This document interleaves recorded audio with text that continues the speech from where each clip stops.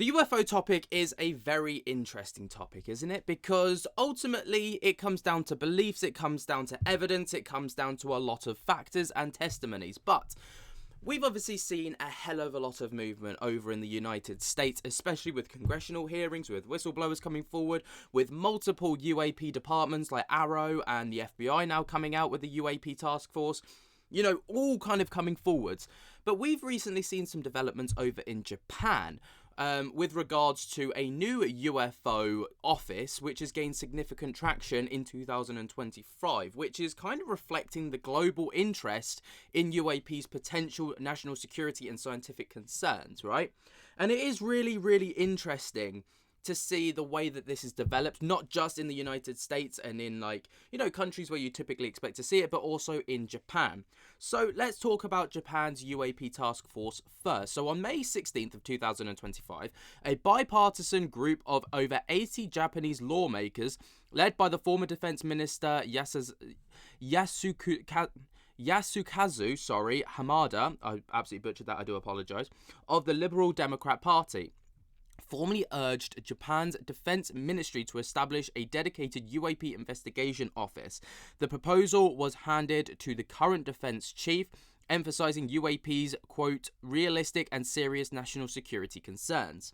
Now, the initiative builds on earlier efforts with Japanese lawmakers forming a non-partisan group in May 28th of 2024 to advocate for the government's body to probe UAPs, inspired by the US's All-Domain Anomaly Resolution Office, otherwise known as ARROW. Now, the proposed office would focus on gathering and analysing UAP data, including sightings of mysterious drones and other unidentified objects, with particular concern around the potential Chinese surveillance activities. Now, the office aims to systematically track and investigate UAPs ranging from unidentified drones to phenomena with potentially anomalous characteristics. And the goal is to enhance national security by identifying whether these objects pose threats, such as advanced foreign technology or unknown phenomena. And it would involve scientific analysis and public reporting, with potential collaboration with the United States, particularly through ARROW, to share data and insight. And the initiative also seeks to destigmatize UAP discussions in Japan, fostering a more open and scientific approach to the phenomena previously dismissed as fringe.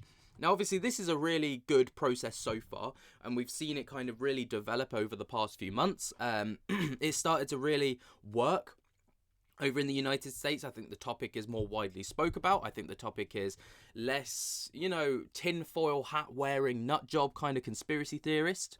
And it's like, well, actually, there might be something to this, with, you know, mainstream media also getting involved with this kind of topic, like News Nation, for example.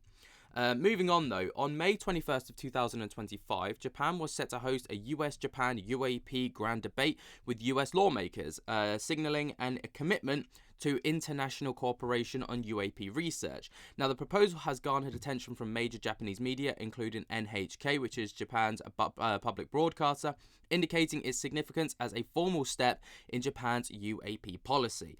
The earlier groundwork was laid by figures such as Representative Yoshihara Asakawa, who on November of 2023 urged the Ministry of Defense to consider a UFO study group reflecting a longer-term interest in formalizing UAP investigations. Now, obviously, the current status of it, so as of May 22nd of 2025, which is the day I'm actually recording this, the UAP office is still in the proposal stage. So nothing formal has been created yet. It's just, you know, the groundwork is still being, laid. With no confirmation on whether it's been officially established, the Defense Ministry is reviewing the lawmakers' request, but no timeline for implementation has actually been publicly detailed as of right now. And the proposal's bipartisan support, including from high-profile figures like the Defense Minister, suggests strong political momentum, but bureaucratic and budgetary hurdles could delay the progress, which is always the way, because ultimately, you know, it's the question of, should the country invest finances into a study around UAP topic? Obviously, it's not just UAP, like UFOs and aliens. It is ultimately like anything and everything that they don't recognize in their skies, right? So it does come with its benefits, and that's usually the smoke and mirror guys that they create these little groups under. Now, obviously, my interest is why now? All right, so the US has been in motion with this kind of thing for the past 2 or 3 years, kind of balls to the wall, heavy pushing.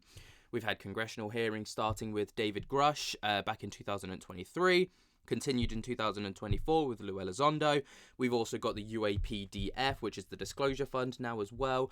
We've got these secret meetings that are taking place behind closed doors with representatives of Congress like Anna Paulina Luna. So, this has been in motion for a while over in the US. So, my question was, is there anything significant that's happened over in Japan that's really kind of triggered this to become a thing? Why have people suddenly been like, well, this is actually something that we should take seriously? And as of right now, there isn't any single specific incident that is explicitly to blame as a sole trigger for Japan's push to establish a dedicated UAP office in 2025. There is a combination of recent developments, such as regional security concerns and global trends, that appears to have driven the decision. And, there are some other little factors that play into it, but there wasn't like a sudden sighting that was like, actually, we don't know what that was. We should probably investigate this a hell of a lot deeper, right? So, there are a handful of factors that led to this decision, allegedly. So there is an increased UAP sighting in Japan, particularly in Fukushima. So, Japan has been identified as a quote-unquote hotspot for UAP sightings, especially in the Fukushima region, as noted in a 2023 US Department of Defense report. The area around Fukushima, particularly near the Mount Sengamori, has a history of notable sightings, including in the 1970s Mount Sengamori incident involving a light-emitting cone-shaped object. Post-2011 Fukushima nuclear disaster, reports of UAP activity in the region have surged, raising concerns about the potential connections to nuclear facilities, and these sightings, often near critical infrastructure, have heightened fears of security vulnerabilities, such as unauthorized surveillance or advanced foreign technology. While no single 2025 incident has pinpointed the cumulative effects of these sightings, especially in a geopolitical sensitive area, likely contributed to the urgency of establishing a formal investigation body. Now, the US's establishment of the All-Domain Anomaly Resolution Office, otherwise known as ARROW, in 2022, and its increasing transparency on UAPs, including reports from congressional hearings, have set a precedent for allies like Japan, and the US Department of Defense 2023 report classifying Western Japan and Western China as a UAP hotspot directly influenced Japanese lawmakers who aim to align domestic perceptions with their allies' approach. So obviously, the US has had a big part to play in it, allegedly, with the Japanese, starting up their own form of ARROW to a degree. And it's interesting to see the influence that the US has had on this because, as far as I'm aware, the UK doesn't have anything like this. Most European countries don't really have anything like this. Russia, there's conspiracies about them having it. We probably wouldn't know even if it was a thing.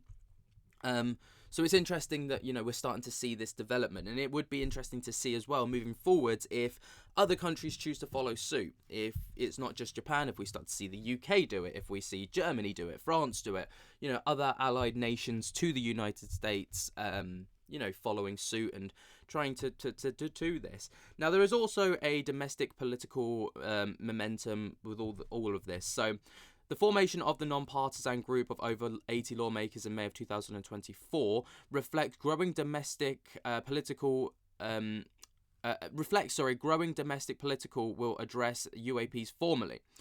This group's push for dedicated UFO and office in May of 2025 builds earlier efforts, such as representatives calling for a UFO study group, for example.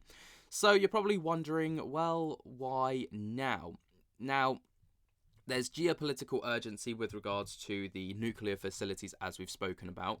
There's obviously the US developments, and there's also the scientific and public pressure, because obviously, there's been a lot of sightings allegedly of different things up in the skies of Japan that not many people are aware of, whether it's extraterrestrial, whether it's, you know, spy balloons like we've seen over in the US, for example, is yet to be, you know, confirmed. But what's important to know now is that there's no singular incident that has sparked this. There is no, you know, political challenges with regards to this. It seems to be just kind of aligning with just like, you know, transparency with their people, which I can get behind and respect. And of course, you know, the more people talking out about this, especially in governments, the better. But what do you guys think? Let me know what you think down in the comments below. While you're down there, jump scare the hell out of that like button and subscribe. And until next time, I'll speak to you later. Peace.